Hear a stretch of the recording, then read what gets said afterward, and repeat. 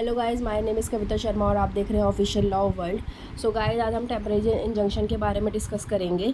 Exam में अगर आपको स्पेशली बोला है कि आपको इंटरिम एप्लीकेशन बनानी है परमानेंट इंजंक्शन के साथ, तो आपको टेम्परेरी इंजंक्शन का ड्राफ्ट बनाना ही पड़ेगा। वैसे तो ये दोनों साथ में ही आता है, परमानेंट और टेम्परेरी इंजंक्शन दोनों साथ में ही पूछे जाते हैं, ठीक है। तो इसमें भी क्या है, आपको अगर फैक्ट्स दे रखे हैं तो वेल एंड गुड है, नहीं दे रखे हैं तो आप अपनी मर्ज़ी से बनाओ, ठीक है।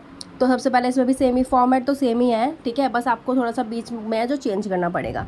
तो in the court of senior civil जज west district 30,000 New Delhi suit number, ठीक है, in the matter of plaintiff and defendant. उसके बाद आपको ये मेन चीज़ ध्यान में रखनी है कि application for temporary injunction under order 39 rule 1 and 2 read with section 151 of the CPC, ठीक है। अगर आपने सेक्शन या ऑर्डर गलत कर दिया ना, वहीं पर आपका 1 मार्क्स जो है वो माइनस हो जाएगा, स्टार्टिंग में ही मिस्टेक हो जाएगी।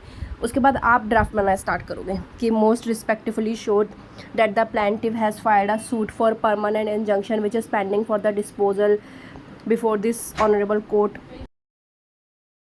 ठीक है। तो आपको ये जो 2, 3, 4, 5 या जो टेम्प्रेरी इंजंक्शन का ड्राफ्ट है ना, बहुत छोटा सा बनता है। इसमें आपको सिर्फ नॉर्मल चीज़ें बतानी होती हैं, ठीक है। तो वो ऑलरेडी मैंने इसमें मेंशन कर दी हैं, तो आप इसमें से अच्छे से इसको रीड कर लेना, ठीक है, इसको समझ लेना और उसके अकॉर्डिंग अपने एग्ज़ाम में ड्राफ्ट कर देना। उसके बाद हमारे पास नॉर्मल हमारा प्रेयर आ जाता है, ठीक है।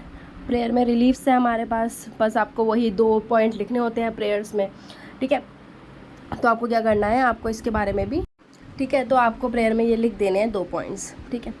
अब देखो, प्रेयर लिख दी, अब आपको एफिडेविट बनाना पड़ेगा, ठीक है। क्वेश्चन में बोला गया है तो एफिडेविट बनाना है, वरना मत बनाना। और उसके बाद आपको वेरिफिकेशन क्लॉज लिखना है। एफिडेविट में आपको वो सेम ही लिखना है कि जो भी आपने सारी चीज़ें बोली है वो सब ट्रू है आपकी नॉलेज में, ठीक है। वेरिफिकेशन में भी सेम ही है ठीक है। तो आप वो सब देख लेना। ये जो एफिडेविट है, वेरिफिकेशन है, प्रेयर तो चलो अपने अकॉर्डिंग लिखी जाएगी क्वेश्चन के अकॉर्डिंग, लेकिन जो एफिडेविट और वेरिफिकेशन क्लॉज है ये आपको सेम ही लिखना है, ठीक है। इसमें तो कोई चेंज है नहीं, चाहे कोई भी क्वेश्चन उठा के देख लेना, सब में सेम ही चीज़ें लिखनी होती हैं, ठीक है। उसके बाद ये एफिडेविट आ गया है, ठीक है, कि I Umesh son of this, residence address लिख देना है, एज लिख देनी है, बस नॉर्मल। फिर आपको बताना है कि आपने जो भी लिखा है वो सब ट्रू है। देन वेरिफिकेशन क्लॉज है, ठीक है, ये सेम ऐसे ही हो जाता है। अब देखो गाइस, कुछ लोग कहते हैं कि ना ड्राफ्टिंग को याद नहीं करना चाहिए, आप एग्ज़ाम में जाके भूल जाओगे, ठीक है।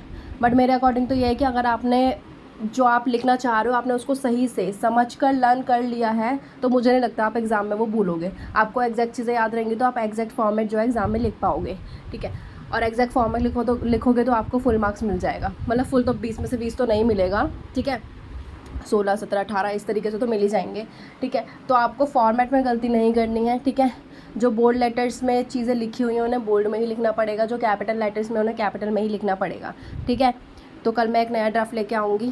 Thanks for watching, subscribe my channel and share with your friends.